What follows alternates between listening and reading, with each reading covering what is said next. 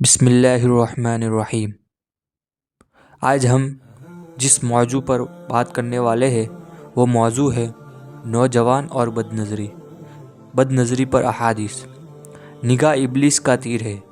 نبی کریم صلی اللہ علیہ وسلم کا ارشاد ہے کہ نگاہ ابلیس کے زہریلے تیروں میں سے ایک تیر ہے۔ جو شخص اس سے اللہ تعالیٰ کے خوف کی وجہ سے بچا رہے، حق تعالیٰ جل شانہ اس کو ایسا نور ایمانی نصیب فرماتے ہیں جس کی حلاوت اور لذت قلب میں محسوس کرتا ہے۔ فائدہ: نظر بھی ابلیس کے تیروں میں سے ایک تیر ہے، یعنی انسان کو دھوکہ دینے اور خلاف راہ اختیار کرانے کے لیے شیطان جو حربے اختیار کرتا ہے ان میں سے ایک کامیاب حربہ نگاہ کا تیر ہے کہ آدمی پہلے دیکھتا ہے، پھر دیکھنے کے بعد وساوس پیدا ہوتے ہیں، پھر برے کام کے لیے راہ ہموار کرتا ہے، یہاں تک کہ اس میں مبتلا ہو جاتا ہے۔ پس زنا سے بچنا بھی ضروری ہے اور نگاہ نیچی رکھنا بھی ضروری ہے۔ حضور صلی اللہ علیہ وسلم کا راستے پر بیٹھنے سے منع کرنا۔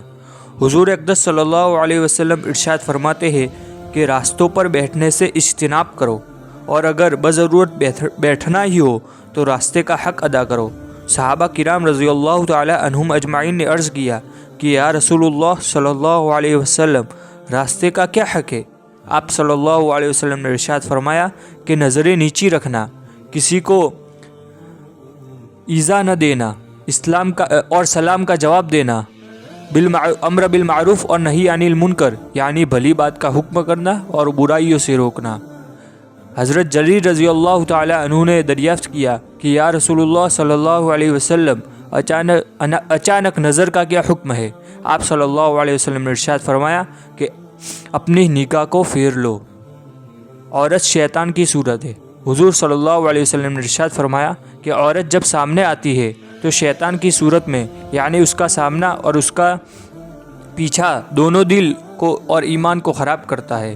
بس جب کسی شخص کی نظر کسی عورت پر پڑ جائے اور اس کا خیال آئے تو اپنی اہلیہ سے صحبت کرے، اس عمل سے اس کے نفس کا برا تقاضا دفع ہو جائے گا۔ شیطان کے جال۔ حضور صلی اللہ علیہ وسلم نے ارشاد فرمایا عورتیں شیطان کی جال ہے، یعنی شیطان عورتوں کے ذریعے سے مردوں کا شکار کرتا ہے۔ حضرت عبداللہ بن مسعود رضی اللہ تعالی عنہم سے روایت ہے کہ حدیث قدسی ہے کہ حق تعالیٰ کا ارشاد رسول اللہ صلی اللہ علیہ وسلم نے نقل فرمایا کہ نظر شیطان کے تیروں میں سے زہریلا تیر ہے۔ جو شخص میرے خوف سے باوجود دل کے تقاضے کے اپنی نظر پھیر لے، اس کے بدلے اس کو ایسا پختہ ایمان دے دوں گا جس کی لذت کو وہ اپنے قلب میں محسوس کرے گا۔ مرد عورت دونوں کا پردہ۔ حضرت ام سلمہ اور حضرت میمونہ رضی اللہ تعالی عنہا حضور اکرم صلی اللہ علیہ وسلم کے پاس تھی کہ حضرت عبداللہ ابن ام مکتوم نابینا صحابی رضی اللہ تعالی عنہ آئے۔ ان کو آتے دیکھ کر نبی کریم صلی اللہ علیہ وسلم نے فرمایا تم دونوں پردہ کرو۔ عرض کیا کہ یا رسول اللہ صلی اللہ علیہ وسلم، کیا وہ نابینا نہیں؟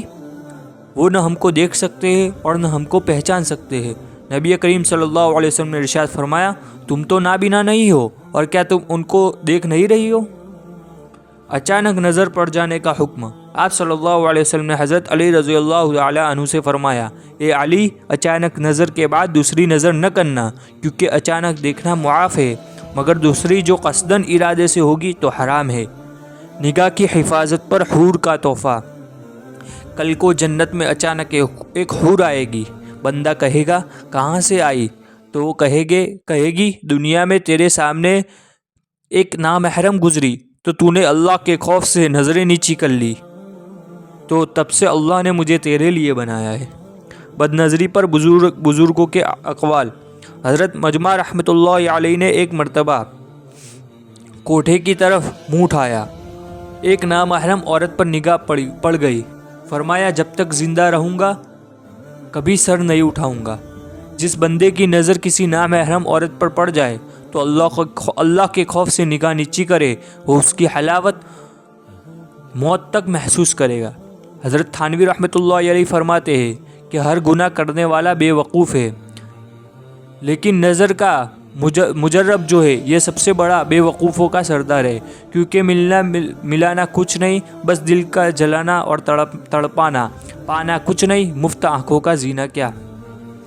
حضرت جنید بغدادی رحمۃ اللہ علیہ سے کسی نے حفاظت نظر کا علاج دریافت کیا، فرمایا بس یہی کہ تو اس بات کو ذہن نشین کر لے کہ جس قدر تو کسی کو دیکھ سکتا ہے اس سے کئی زیادہ حق تعالیٰ تجھ کو دیکھ رہا ہوتا ہے۔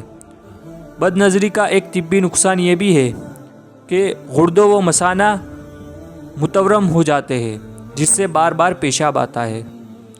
بد نظری سے چونکہ شہوت بھڑک جاتی ہے اور معدہ منویہ تک گرمی پہنچ جاتی ہے، جس کے وجہ سے منی رقیق ہو جاتی ہے، جس سے صورت انزال کی بیماری ہو جاتی ہے، اور ایسا شخص بیوی کے حقوق صحیح طور پر ادا نہیں کر سکتا، جس کی وجہ سے میاں بیوی میں باہمی اختلاف پیدا ہو جاتا ہے اور گھریلو زندگی تباہ ہو جاتی ہے۔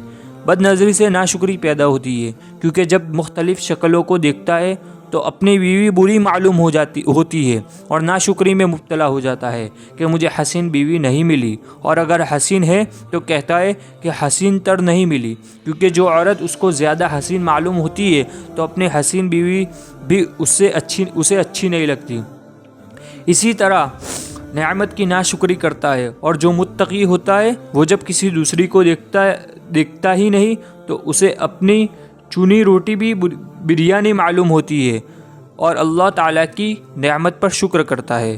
بد نظری سے بینائی کو بھی نقصان پہنچتا ہے، کیونکہ آنکھوں کا شکر غض بصر ہے، اور شکر سے نعمت میں ترقی ہوتی ہے، اور بد نظری کرنا ناشکری ہے، کفران نعمت ہے، جس پر عذاب شدید کی وعید ہے۔ حسن کبھی برائے عذاب ہوتا ہے۔ اسی گفتگو کے دوران ارشاد فرمایا کہ قوم لوط کو عذاب دینے کے لیے اللہ تعالیٰ نے حضرت جبرائیل علیہ السلام کو، حضرت میکائیل علیہ السلام اور حضرت اسرافیل علیہ السلام، ان تینوں فرشتوں کو حسین لڑکیوں کی شکل میں بھیجا تھا۔ اس سے معلوم ہوا کہ حسن کبھی امتحان کے لیے اور عذاب کے لیے بھی آتا ہے، لہٰذا حسینوں کو دیکھ کر ہوشیار ہو جائے کہ کہیں ہمارے امتحان کے لیے یا عذاب کے لیے نہ بھیجا گیا ہو۔